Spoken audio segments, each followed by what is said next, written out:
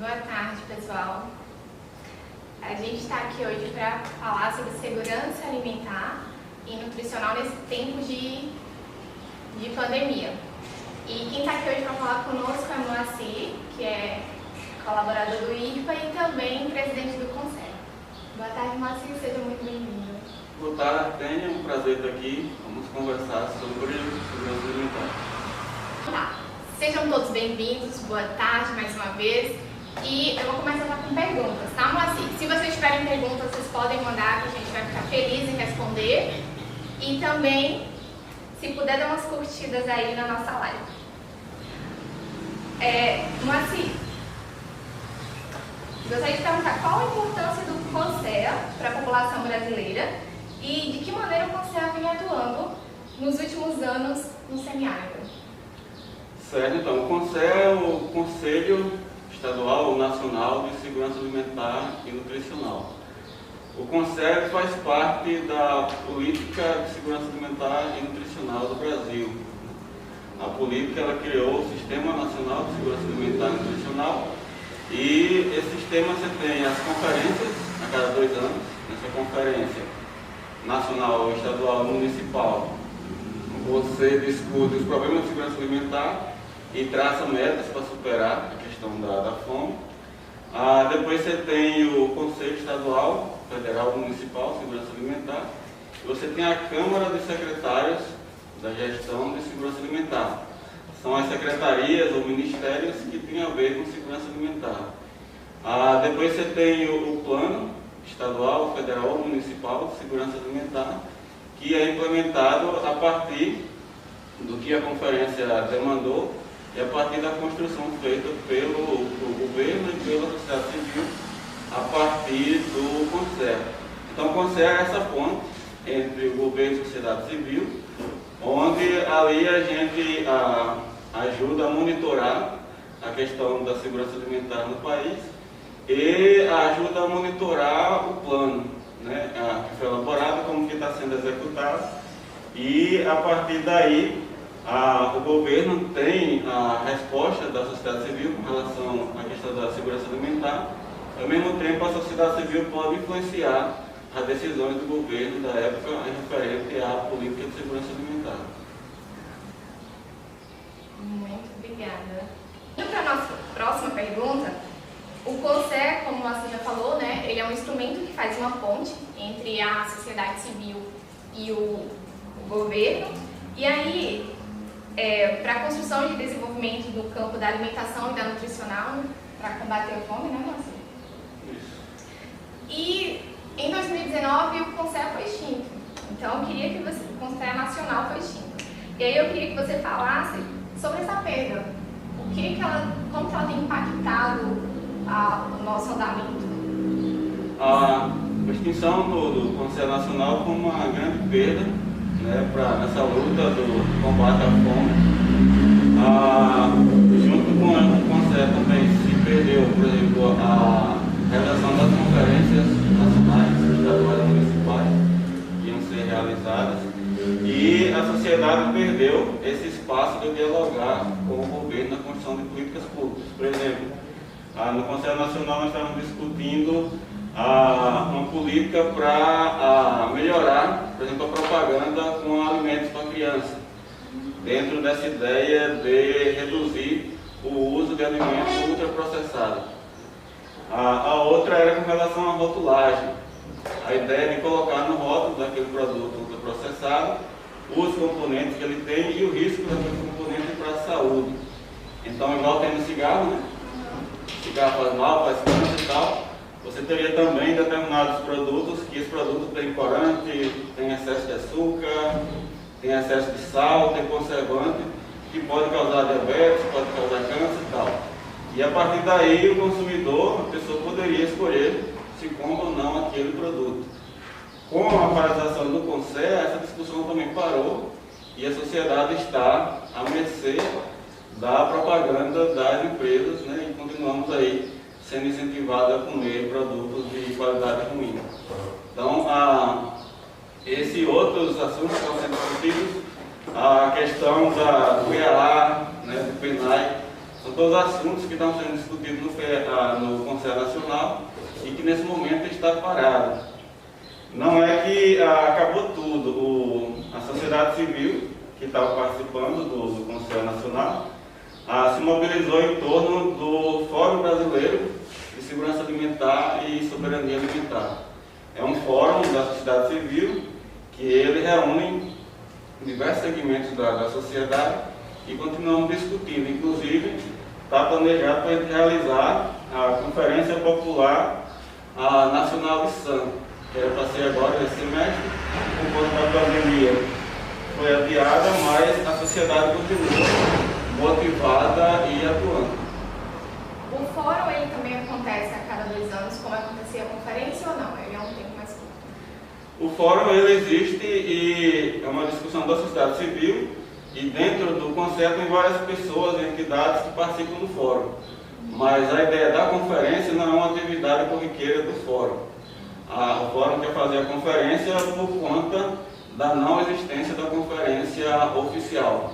Então a forma da sociedade continuar discutindo apesar do governo não estar disposto a discutir. Obrigada, Moacir. Gente, estão pedindo para mim falar mais alto, tá? Porque está baixo. E aí vocês perdoem o barulho do carro, mas porque não dá para controlar isso aí não. O falar mais alto a gente vai tentar falar mais alto para ver se melhora, tá bom? E aí mais uma pergunta para você, Moacir, é a seguinte. No Brasil, a agricultura familiar é responsável por 70% da produção de alimentos. E, entretanto, se comparado ao agronegócio, o aporte de investimento do governo é muito menor. Então, o governo investe menos na agricultura familiar e muito mais no agronegócio. E aí, como podemos compreender essa situação? A gente precisa entender como que o Estado brasileiro se planejou a nível mundial, né? Então, o Estado brasileiro ele se coloca a nível mundial como fornecedor de matéria-prima. Pode ser que o centro vive no sistema capitalista, é um capitalismo de extrativismo. Desde a época da colonização, né? Então, começou com pau-brasil, diamante, depois ouro, cana-de-açúcar, e agora vem madeira, soja, petróleo. Então, todo o programa do governo é para fortalecer essa demanda de produzir matéria-prima e exportar. E, em cima disso, o Estado pensava em ganhar muito dinheiro, ficar rico e trazer condições sociais para a população. Para isso acontecer, você só consegue produzir minério, soja, milho, algodão em grandes áreas. Então, para isso é importante que o campo não tenha ninguém morando. E se pensava que todo o povo do campo migraria para a cidade para trabalhar na indústria. Então não se pensou nenhuma perspectiva de agricultura de pequeno porte, agricultura familiar para o campo brasileiro.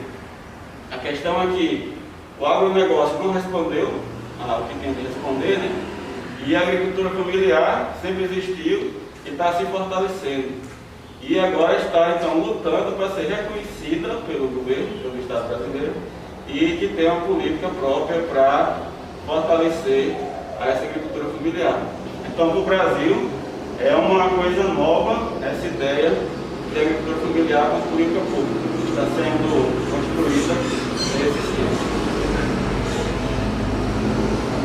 Então, enquanto o agronegócio é visto como uma fonte de renda e riqueza do Brasil, a agricultura familiar meio que foi desmotivada e o êxito rural, de certa forma, acabou sendo incentivado por essa política. Exato, você vê nas grandes secas, né?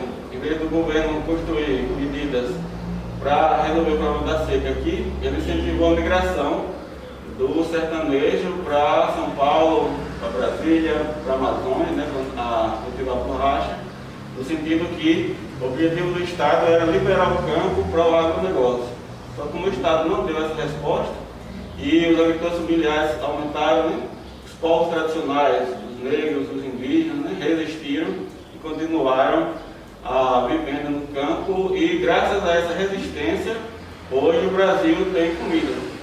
Se fôssemos depender do agronegócio, a gente teria sua ração de soja e milho para comer. Então é a agricultura familiar que, mesmo contra a política de Estado, se manteve e continua produzindo hoje o que a gente come todo dia. Qual o principal desafio da agricultura familiar neste momento de pandemia? O principal desafio da agricultura familiar hoje é se manter existindo, né? Porque a gente percebe que hoje tem duas situações. De um lado você tem boa parte da agricultura familiar que não dispõe de terra suficiente, principalmente no Nordeste, na Bahia. É um fenômeno importante que a maioria dos agricultores familiares são agricultores sem terra ou com pouca terra. Muitas vezes a terra é insuficiente para desenvolver uma atividade econômica. Então, mesmo em tempos normais, essa família não tem os meios de produção suficientes para gerar comida para ela e também para vender no mercado. Com a pandemia, isso ainda aumenta. Então, você tem de um lado boa parte da agricultura familiar em situação de fome. Do outro lado, você tem boa parte da agricultura familiar com produção, mas sem um mercado hoje próprio. Já é difícil vender a agricultura familiar e hoje, com as restrições de isolamento, né, as feiras não estão existindo agora, né, vários mercados não têm recebido a produção, então isso dificulta o escoamento da produção da agricultura familiar. Então, juntar essas duas situações, né, escoar a produção e fornecer comida a quem não tem, esses são os dois grandes desafios no momento de pandemia que a agricultura familiar passa. Mas é importante dizer que essa dificuldade não é só por conta da pandemia, é uma questão estrutural. Se essas famílias já tivessem terra, né, suficiente, se tivessem estrutura de produção suficiente, né, se tivesse assistência técnica para todas as famílias, essa questão do escoamento da produção seria bem mais fácil de resolver do que hoje, que as famílias estão aí por conta própria tentando vender a sua produção. Sim, e aí nessa tua fala tem muito disso na questão da comercialização, né? Porque o que não pode parar, o que é essencial agora é alimento, né? Muita coisa do nosso mercado, da indústria pode parar, mas a produção de alimento não pode parar, ela precisa ser escoada. E a da agricultura familiar fica nesse impasse, porque boa parte dela é comercializada. Quando é comercializada, é dentro das feiras, e as feiras praticamente não estão acontecendo em algumas regiões. Tem outra questão ainda, que outros serviços que tem, por exemplo, o PAA, né, que é o Programa de Aquisição de Alimentos do Governo Federal, que comprava boa parte dessa produção, né, e distribuía essa ponte entre quem produz e quem precisa comer. Também está minimizado, quase a zero, né? O PENAI, o Programa de Aquisição de Alimentos, também está com muita dificuldade em absorver essa produção, tanto o PENAI a nível estadual como o PENAI municipal. Então, os agricultores que fornecem para esses dois serviços de governo estão também paralisados ou com muita dificuldade de fornecer. E se junta ainda a questão do mercado formal, né? As feiras, as quitandas, os mercadinhos. Então, você tem muita produção represada nas comunidades, nas propriedades, e do outro lado você vê o preço na cidade aumentando, né? Então aumenta o preço, aumenta o número de pessoas com fome, estraga a comida lá no campo e também, consequentemente, no futuro próximo aumenta a fome no campo, porque aquela família não tem renda suficiente para continuar se alimentando. É a questão da distribuição, né, Márcia? Esse é o sistema de comercialização, né, de abastecimento que o país também desenvolveu, que foi muito baseado também no agronegócio. Então, um grande supermercado recebe comida de uma grande empresa que trouxe de vários cantos do país, até de fora, e abastece todos os municípios, né? Nesse momento agora da pandemia, a gente viu que faliu, né? E se a ideia é distanciamento, né? Se a ideia é não contato com as pessoas, tanto a aglomeração, então esses lugares grandes, com muita gente, é o maior lugar de risco de contaminação. Então a feira livre, né? O espaço saudável, os pequenos mercadinhos, a entrega do domicílio, são atividades da agricultura familiar as que menos contaminam hoje, que menos trazem risco de contaminação por conta do vírus. Mas ainda não temos uma política que fortaleça esse sistema. Então também precisa repensar o nosso sistema de abastecimento de alimentos no país. Sim. É justamente isso que você falou, né? Tanto de repensar o sistema também o de essa política. Ela precisa acontecer, ela precisa existir. Vamos só para as interações, vamos ver como é que estão as interações aqui da nossa live? Então, vamos agradecer também a participação de Lorena Mello e do pessoal da Educom, do Codetel. Lorena diz o seguinte: faço muito gosto em participar desse bate-papo. Obrigada, Lore. É também com muito prazer que a gente está aqui conversando sobre segurança alimentar. O pessoal da Educom diz o seguinte: o Conselho não poderia promover a discussão da criação de bancos de semente com os valores de cada região? É uma pergunta para você, parceiro. Esse é um dos trabalhos que o Conselho tem, né, nas suas plenárias, de diálogo com o Estado, que é manter esses programas de incentivo à agricultura familiar. Então, PAA, PENAI, no caso do semiárido, programa Cisternas, né? Banco de alimentos, sementes de animais crioulos, né? Então, esses todos estão dentro da pauta da discussão do Conselho, tem lá, o Conselho Estadual da Bahia, representação das agriculturas familiares dessa categoria, né? E está dentro do Plano Estadual de Segurança Alimentar. Então, uma coisa é você construir o plano, colocou ali as demandas, né? E uma das demandas é essa. A outra agora é de trabalhar para que de fato seja executado, colocado em prática, tem recurso, tem um meio de operacionalizar, e que nesse momento agora de pandemia está um tanto paralisado, mas essa discussão do banco de alimentos, sim, é uma discussão muito cara para o Conselho, para os conselhos, e está na pauta constante da nossa discussão. Que bom. Temos também a interação da Leila. Leila, muito obrigada dando os parabéns pela live, muito obrigada. Sim, ele é um debate fundamental que precisa existir hoje e sempre, porque a gente precisa sim construir essa política de incentivo à segurança alimentar, à produção de alimentos para consumo das famílias.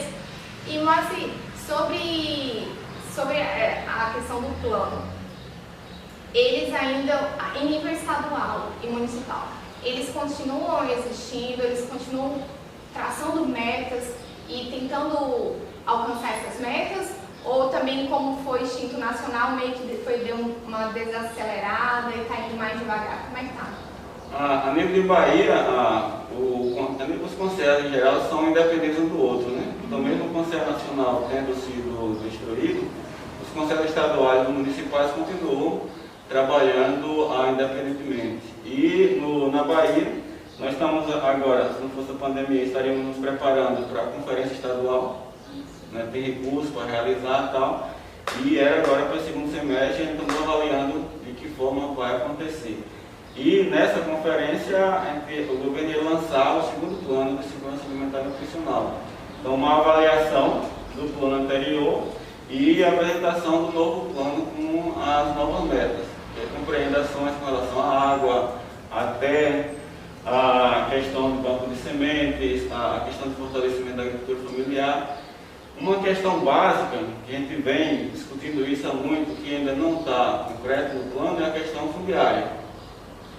Essa discussão de ter terra em tamanho suficiente, né, ainda não foi uma discussão que a gente conseguiu convencer os gestores, várias gestões, né, que já se sucederam, e o Conselho vem participando, de convencê-los da importância que é rever a questão da distribuição da terra. Né? Você tem um minerador aqui que tem que destruir toda a região, expulsar as pessoas para produzir minério ali por 5, 10, 15 anos. Esse minério nem fica na região, vai embora. Aqui ficam as pessoas adoentadas, né, por conta do trabalho na mina e tal. E depois essa mina se desloca para outro local e deixa todo um passivo ambiental, um passivo social ali. E destruiu a cultura da agricultura familiar naquela região. Então, tem determinadas zonas de minério que a gente julga não seriam hoje essenciais para se desenvolver. Poderia se guardar aquela mina para um futuro próximo, quando tivesse uma outra tecnologia de exploração, né, menos danosa e tal, e privilegiasse a questão da terra para o povo, para desenvolver a agricultura familiar, os povos e comunidades tradicionais, os indígenas, né? Então esse povo que produz alimentos é que está sendo ainda expulso por conta dessa suposta e falsa vocação no Brasil, né, de exportar matéria-prima. E essa discussão é muito cara no Conselho, mas ainda não conseguimos colocar nesse novo plano agora, é essa meta de não só regularizar a terra, porque a questão não é dar o título da terra. O governo está fazendo isso. Tem família que recebe o título de 1 hectare de terra. No semiárido, uma família precisa de 50, de 100 hectares para desenvolver uma atividade que se sustente. Então, um camponês no Nordeste, no semiárido especial, com 1 hectare de terra, é um camponês sem terra. Então, a gente não é só o regularização fundiária, mas o reordenamento. Reordenamento é quando você recolhe todas as terras e distribui de acordo com a vocação da região. Então, se no semiárido uma propriedade familiar deve ter 70 hectares, então o governo precisa redistribuir a terra, pegar daquela fazenda, redistribuir, para que cada família tenha de fato o mínimo de terra necessário para produzir. Então essa é uma grande luta que ainda não conseguimos avançar, mas é nossa pauta também. E essa daí é uma pauta bem complicada, viu, Marci? Vocês vão ter que debater com gente bem grande. A questão é essa, né?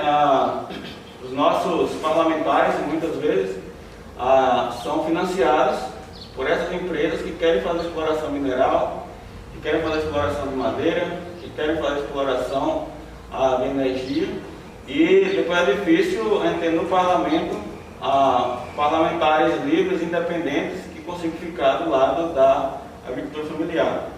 Por outro lado, é uma conta que não bate, né? Porque quem elegeu, quem financiou foi a empresa, mas quem deu o voto foi o agricultor familiar. Então, como fazer essa conta se eu voto naquele que vai tomar a minha terra?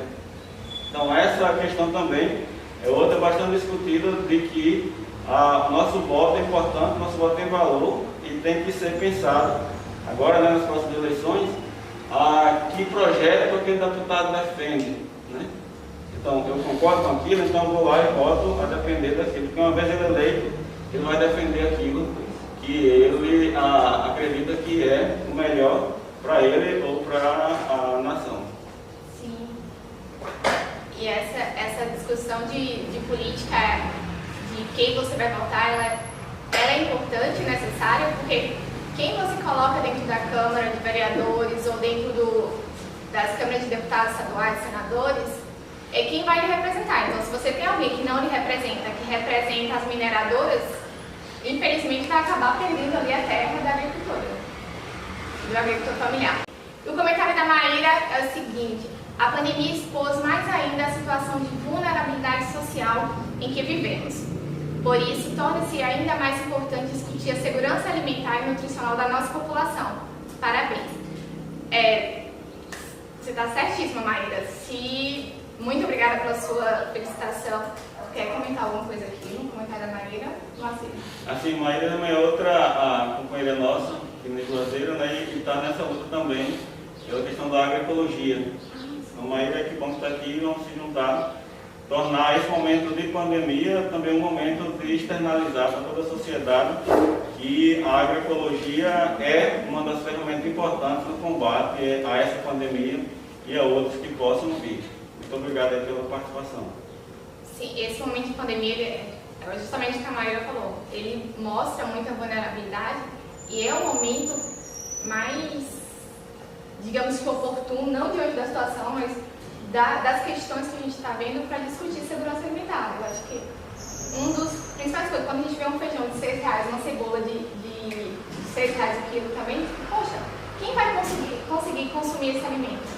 Uma pessoa do Bolsa Família dificilmente vai ter dinheiro para conseguir pagar por aquilo. Esse que é o problema, tendo que chama de comida de verdade, né? Cara, o que ela vai comprar? Miojo, né? Esses produtos ultraprocessados, com baixa qualidade nutricional, mas com baixo custo também.